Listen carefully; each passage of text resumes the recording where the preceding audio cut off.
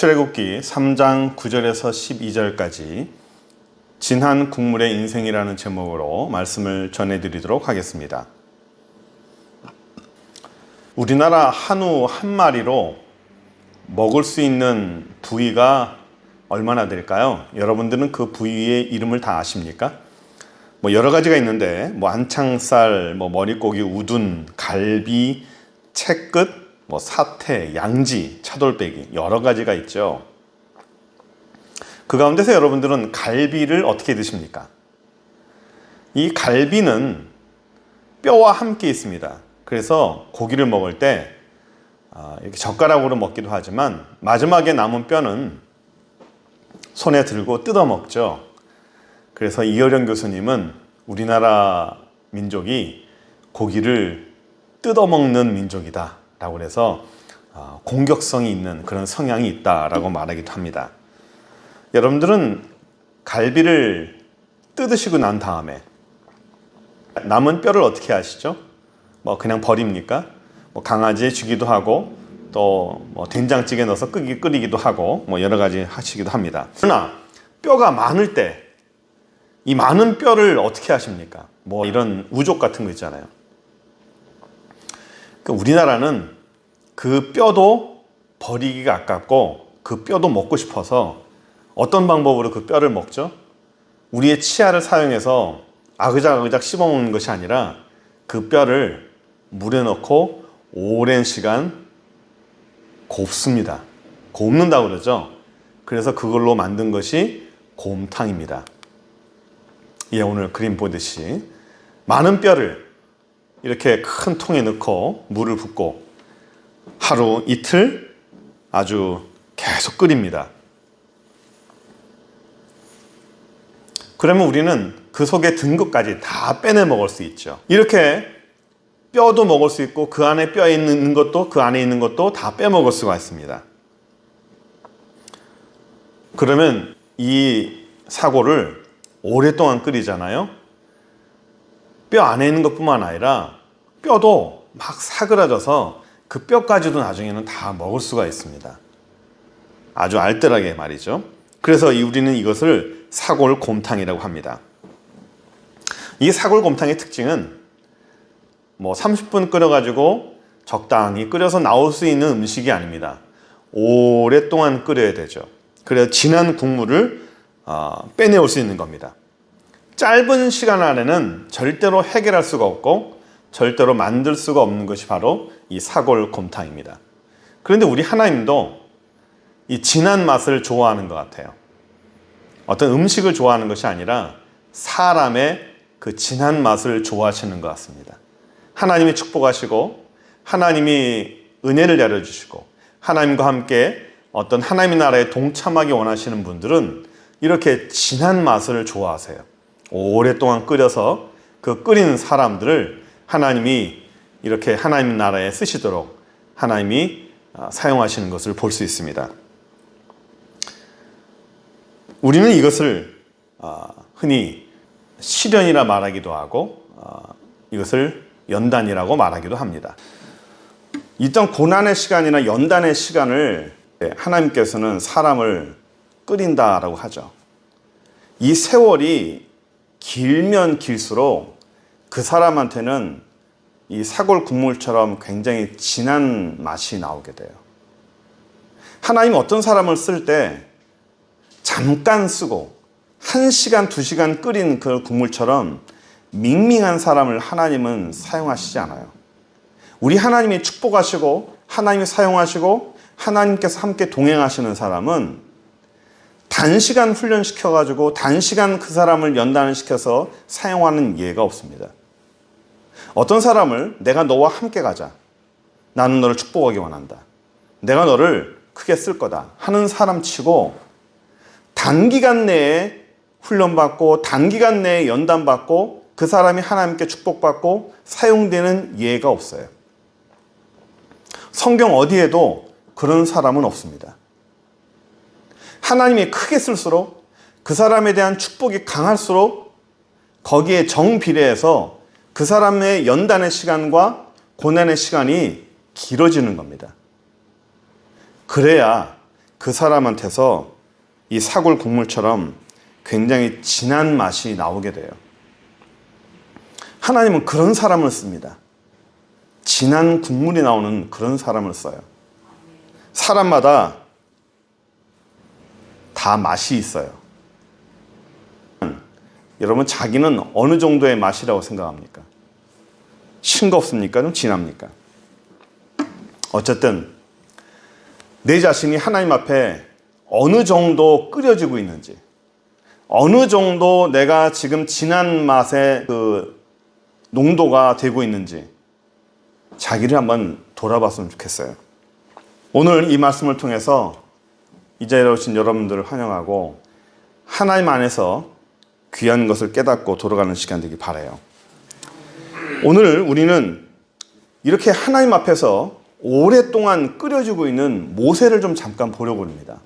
우리가 본문을 읽었듯이 이 모세는 하나님 앞에서 오랜 기간 동안에 이렇게 불 앞에서 계속 연단받고 훈련받고 진한 국물이 되기 위해서 만들어져 가는 그런 과정이에요. 이런 모세를 보려고 오늘은 우리가 이 모세의 배경과 환경을 잠깐 들여다보고 본문으로 들어갔으면 좋겠는데, 오늘은 좀 서두와 배경이 깁니다. 여러분 양해해 주시고 이해해 주셨으면 좋겠습니다. 요셉이 애굽에 들어왔을 때, 애굽에는 힉소스 왕조라는 이 셈족 계열, 정통 이집트 사람들이 아니죠. 이 사람들이 애굽을 다스렸어요. 정확히 얘기하면 정통 이집트의 사람들을 무너뜨리고 새로운 왕조가 들어선 겁니다. 이런 왕조가 들어서다가 절치부심, 언젠가는 우리가 애굽을 탈환하리라 준비하고 있던 이 왕조가 다시 힉소스 왕조를 물리치고 새로운 왕조를 시작하게 됩니다. 그 왕조가 18왕조라는 건데, 성경에 보면 요셉을 모르는 애굽 사람이라고 되어 있어요. 그래서 거기에 이 투투모스 왕조가 들어섭니다. 투투모스 왕조가 들어서는데, 이 투투모스 왕조는, 이 왕가는요, 이상하게 아들들이 없었어요. 아들이 없습니다. 아들이 없는 데서 이 투투모스 1세가 이 힉소스 왕조가 자신들을 무너뜨릴 때 이 외부 세력들, 외부의 다른 족속들이 내부에서 반란을 일으켜가지고 힉소스 왕조에게 무너졌어요. 그래서 자신들의 왕조가 다시는 무너지지 않아야겠다라는 그런 생각 때문에 이집트 안에 있는 가장 강력한 세력인 유대인들을 없애려고 하는 겁니다. 그들을 없애야만이 다시는 자신들의 왕조가, 정권이 무너지지 않기 때문에. 그래서 행한 것이 유대인의 아들을 죽이라고 명령한 거였어요. 그게 투투모스 1세였죠. 그리고 2세, 3세 때 아들이 없어서 딸만 있는데 그 딸이 어느 남자와 결혼을 합니다. 그리고 그 남자가 왕이 되고요. 이 하셉수트라는 이 공주, 이 결혼한 이 사람이, 왕가의 사람이 아들이 없는 거예요. 아들이 있어야 왕권을 이어받고 정상적인 왕위가 이어질 텐데, 아들이 없을 때 마침 물가에서 목욕하고 있을 때, 그때 바로 모세가 떠내려온 거예요. 하셉수트가 공주일 때. 동서고금을 막론하고 아들이 없는 집안에 그 집 앞에 아들이 놓여지면 우리는 그 아기를 뭐라고 말하냐면 업둥이라고 합니다.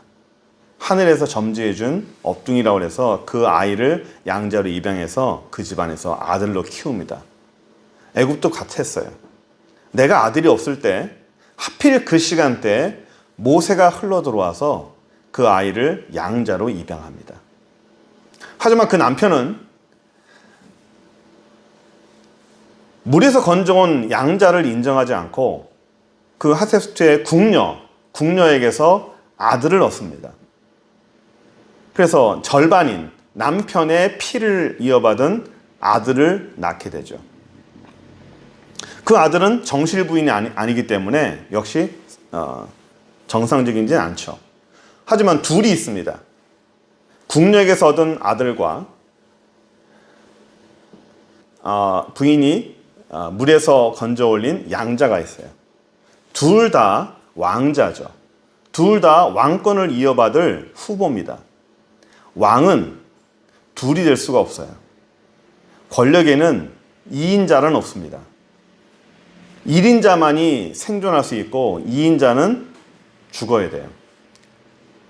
자칫 실수하면 영영 나락으로 떨어질 수밖에 없는 거죠. 그때 모세가 실수합니다. 자기 유대인을 돌아볼 생각이 나서 하필이면 애굽 사람을 죽이게 되는 실수를 범하게 돼요. 그래서 모세는 광야로 도망갑니다. 성경에는 도망갔지만 정확히 얘기하면 정치적으로 매장이 된 거죠. 그 이후로 모세는 정치적 생명이 끝났어요. 내가 왕이 될 뻔한 그런 사람이었지만 모세는 그 시기로 이미 끝나버린 거예요. 그래서 광야에서 모세가 뭘 하고 있었죠? 목자가 됐습니다. 양치는 목동이 됐어요. 1절 한번 볼까요? 출애굽기 3장 1절 보시면 모세가 그의 장인 미디안 제사장 이드로 양떼를 치더니 그 떼를 광야 서쪽에서 인도하여 하나님 산 호렙에 이르더라. 제사장의 양떼를 이끌었어요. 양떼 목동이었습니다. 한번 그쪽 그 중동 지방에 목동을 봤는데요. 시커멓고 정말 보잘것없는 그런 사람이었어요. 그 목동 생활을 그것도 모세의 장이 밑에서 40년을 했어요. 애굽 왕이 될 뻔한 사람이 사막에서 시골 구석에서 아무도 모르는 그런 사람이 돼버렸어요. 이 40년 동안 모세는 뭘 했을까요? 하나님은 40년 동안 모세에게 어떤 일을 했을까요? 모세가 40년 동안 성장했을까요? 아닙니다. 이 40년 동안 모세는 그냥 자기의 자존감도 다 잃어버리고 자기의 정체성도 잃어버리고 무너져 내버린 그런 사람입니다. 이때 하나님이 40년이나 지나서 이제는 힘도 다 빠지고 능력도 없고 자존감도 없고 이제는 내가 누군지에 대한 정체성도 잃어버린 그 상태에서 하나님이 그때 모세에게 나타나요. 그 좋을 때는 왜 가만히 계시다가 힘있고 능력이 있을 때 도와주시면 얼마나 좋아요? 그런데 하나님의 생각은 달라요. 우리의 생각과 달라요. 그 좋은 시간 다 내보내고 힘 다 빠지고 이제는 아무것도 할 수 없는 그런 세월 속에 하나님이 모세에게 나타나서 이렇게 하십니다. 7절 한번 볼까요? 여호와께서 이르시되 내가 애굽에 있는 내 백성의 고통을 분명히 보고 그들의 감독자로 말미암아 부르심을 듣고 그 근심을 알았다. 8절 내가 내려가서 그들의 애굽의 손에서 건져내고 그들을 땅에서 인도하여 아름답고 광대한 땅 젖과 꿀이 흐르는 땅 곧 가나안 해쪽 속 아모리 브리스 히위 여부스 지방에 내가 데려갈까 한다. 9절 이제 가라. 이스라엘 자손의 부르짖음이 내게 달하고 애굽 사람이 그들을 괴롭히는 학대도 내가 봤다. 가라. 이제는 내가 너를 보내겠다. 아까도 얘기했지만 아쉬워요. 인간적으로 보면 참 아쉽습니다. 뭐가 아쉬울까요? 왜 진작에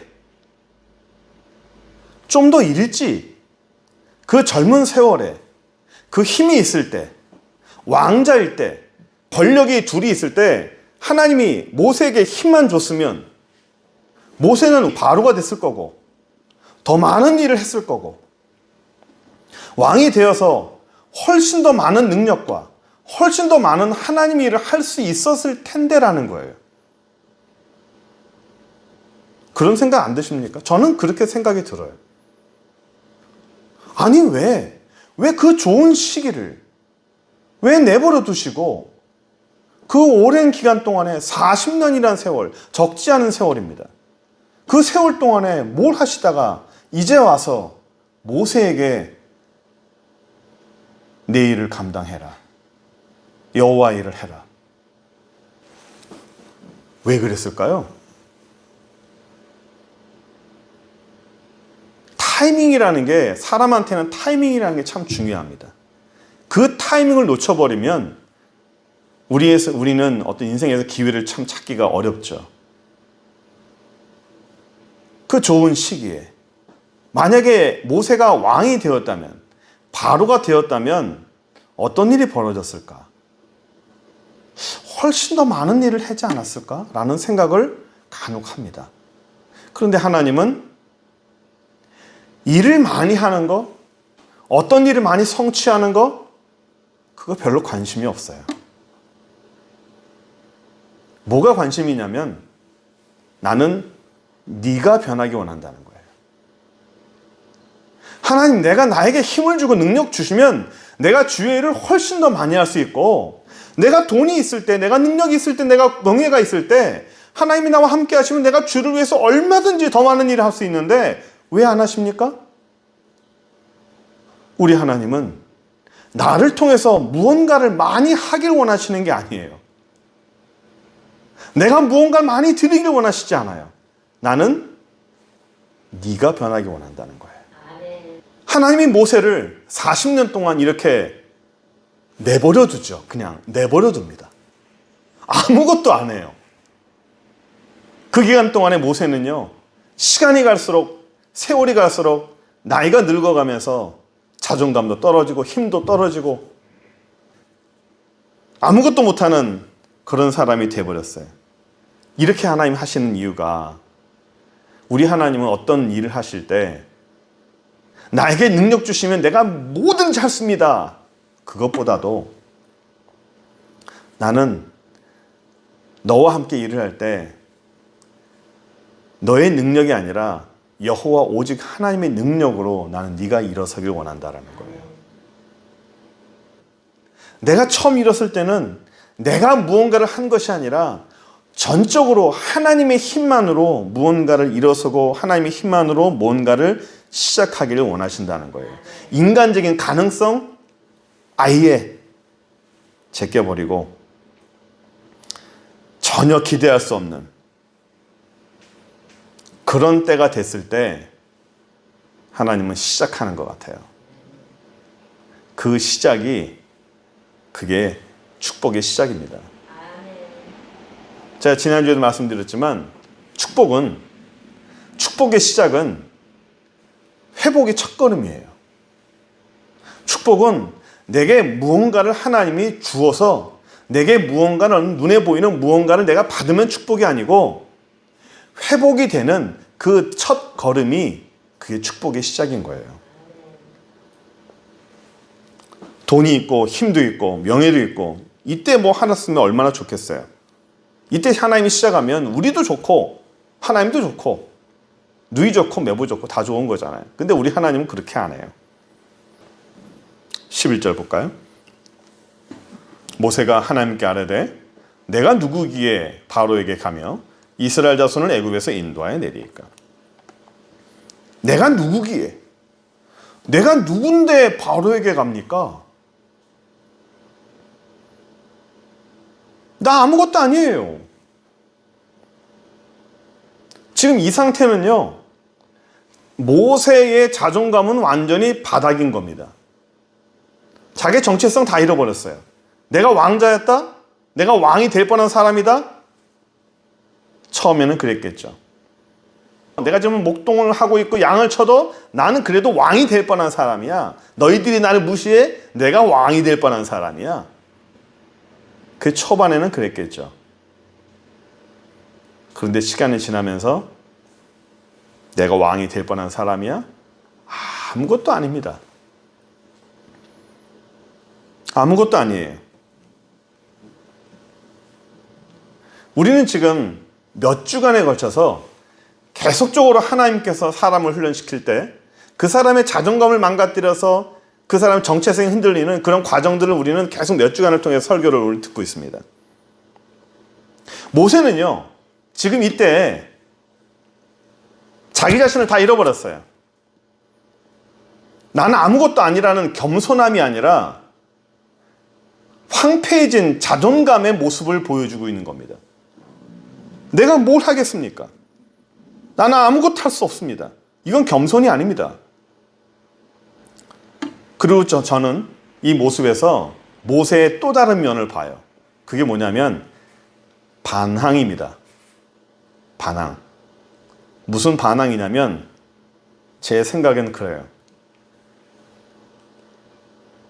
좋은 시절 다 가고 좋을 때는 힘이 있을 때는 뭐 하시다가 이제 와서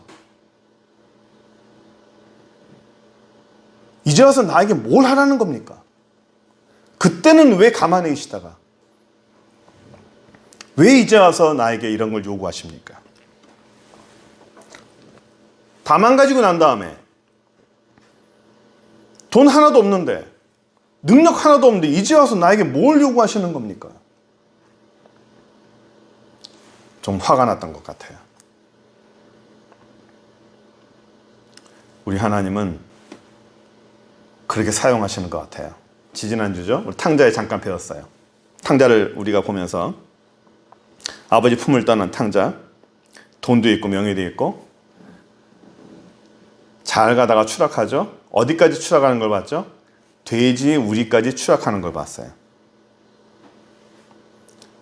사람들만 자기를 무시하는 것이 아니라 돼지도 자기를 무시하죠. 모세도 처음에는 무시당했으면 자존심 많이 상했을 거예요. 내가 왕이 될 뻔한 사람이었는데 너희들이 날 무시해? 탕자도 그랬겠죠. 내가 돈이 많았는데 너희들이 나를 무시해? 내가 돈이 없어졌다고 너희들이 나를 무시해? 그런데 돼지 우리까지 들어가고 나니까 남는 게 아무것도 없는 거예요. 내가 할 수 있는 게 아무것도 없다고 고백할 때까지 내려가는 것 같습니다. 그런데 우리는 지난 몇 주간 계속 봐왔지만 성경의 많은 인물들이 이런 식으로 내려가요. 하나님의 글을 자꾸만 낮추십니다. 하지만 우리는 수없는 사람을 봤었죠. 요셉도 봤고요. 다윗도 봤고 탕자도 봤고 오늘 모세도 봤습니다. 아무리 내려가도 아무리 자존감 망가져도 자기 스스로를 지켜야 돼요. 다윗이 고난 가운데서 그가 망가졌다는 소리를 우리는 모습을 보지 못했어요. 요셉도 그 어려운 세월을 보냈지만 요셉 스스로가 망가졌다는 모습을 우리는 보지 못했어요. 사람의 능력이 그 손에 든 것이 아무것도 없을 때 온전한 항복이 이루어지지 않으면 사람은 온유해지지 않는 것 같습니다. 우리 주님께서 원하시는 것은 100% 통제가 가능한 사람, 100% 하나님 앞에 순종하는 사람. 온유하다는 것은 하나님 앞에 온유해지는 것. 이 온유한 사람은요, 우리의 생득적인 어떤 성품이 아닙니다. 나는 온유한 사람 같아. 저 사람은 참 온유한 분 같아. 성품이 좋다는 얘기가 아니고요. 성경에서 나오는 온유란 하늘에서 내려오는 은혜예요.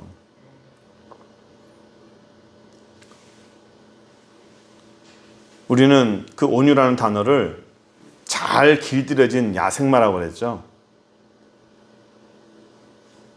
벌판을 뛰어다니는 야생마가 아니라 잘 길들여진 그런 야생마, 그 상태가 바로 온유해진 상태라고 말했어요. 하나님은 하나님이 자유하게 사용하시는 사람을 원합니다. 진리가 너희를 자유케 한다. 내 마음대로 사용한다는 것이 아니라, 내 마음대로 움직인다는 것이 아니라 하나님이 나를 자유하게 사용하시는 거예요. 하나님이 나를 마음껏 하나님이 원하시는 대로 자유하게 사용하시는 것이 진리가 나를 자유케 한다는 얘기입니다. 내 마음대로 한다는 것이 아니에요. 하나님 앞에 다듬어진 상태예요. 하나님이 원하시는 대로 그대로 움직여지는 상태가 바로 자유한 상태고 그게 바로 온유한 상태입니다. 그런 사람은 하나님이 원하는 상태가 돼요. 그래야 사람이 온유한 상태가 돼야 하나님이 축복하시고 그를 통해서 하나님과 동행합니다.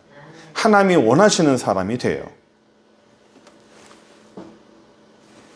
자동차 운전할 때도 자동차가 수리가 안 되면 운전은 안 되죠.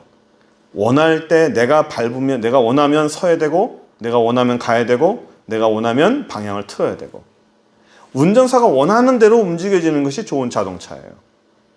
고장이 나면 수리를 해야겠죠. 수리가 잘 된 상태. 주인이 원하는 대로 가는 말이든 자동차든. 그게 바로 온유한 자의 상태인 것 같습니다. 우리가 하나님 앞에 말 잘 듣는 그런 온유한 자가 되길 축원합니다. 우리는 모세를 보면서 하나님이 모세를 이렇게 참 어떻게 보면 의미 없이 기다리게 하시는 그런 이유가요. 저는 모세에게 시간이 필요했다고 생각합니다. 모세를 왜 저렇게 내버려 두셨을까? 왜 그냥 내버려 두셨을까? 좋은 시절 다 내버려 두시고. 긴 세월이에요. 긴 세월이지만 하나님은 모세에게 시간이라는 게 필요한 거예요.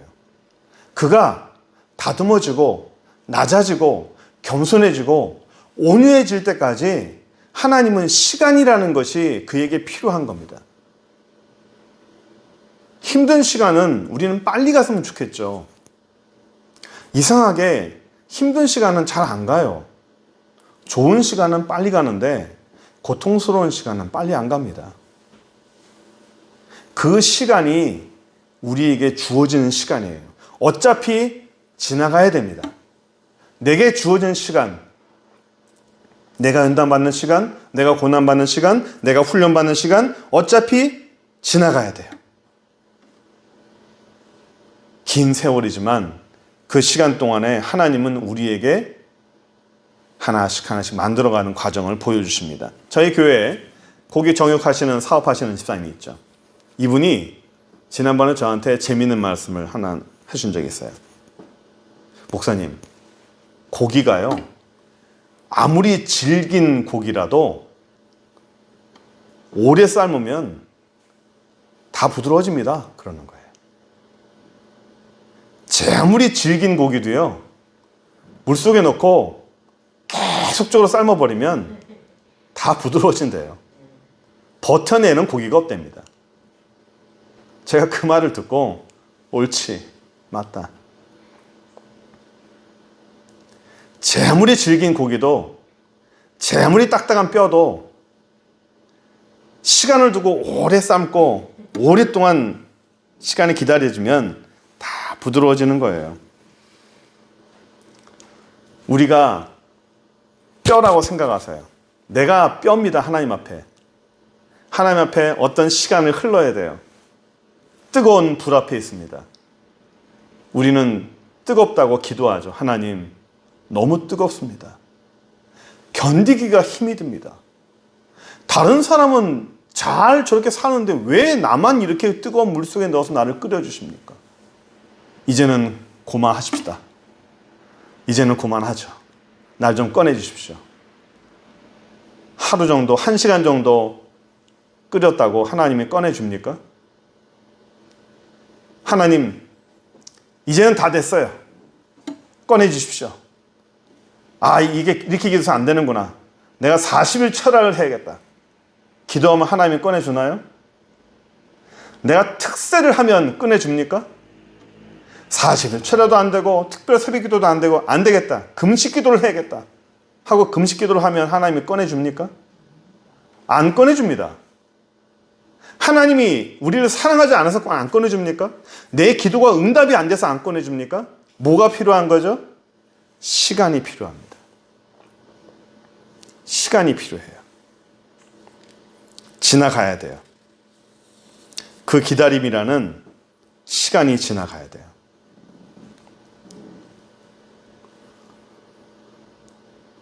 우리는 오늘 말씀을 좀 정리하면서 여러분들에게 질문을 하면서 좀 말씀을 정리하고 끝냈으면 좋겠습니다.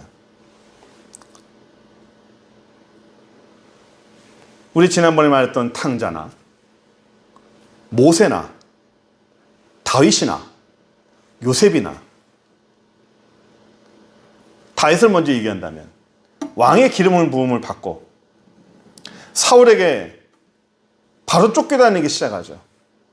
왕의 기름 부음 받으면 그의 앞길이 탄탄대로가 열려야 될 텐데 하나님은 그에게 바로 고난의 세월을 시작하게 했어요.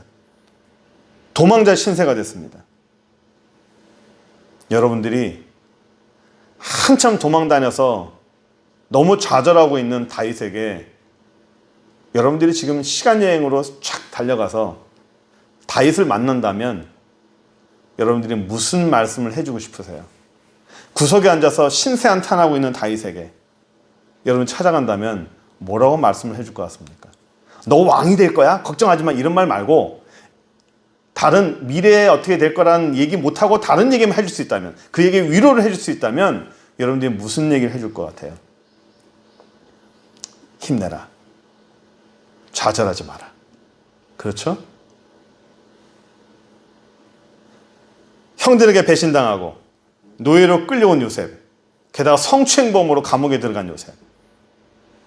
그 요셉에게 넌 아직 조금만 참으면 총리가 될 거야. 그런 말 빼고, 그런 말 하지 말고, 그런 말 못하고, 여러분들에게 지금 여러분들 앞에 요셉이 있다면 요셉에게 무슨 말을 해줄 것 같아요?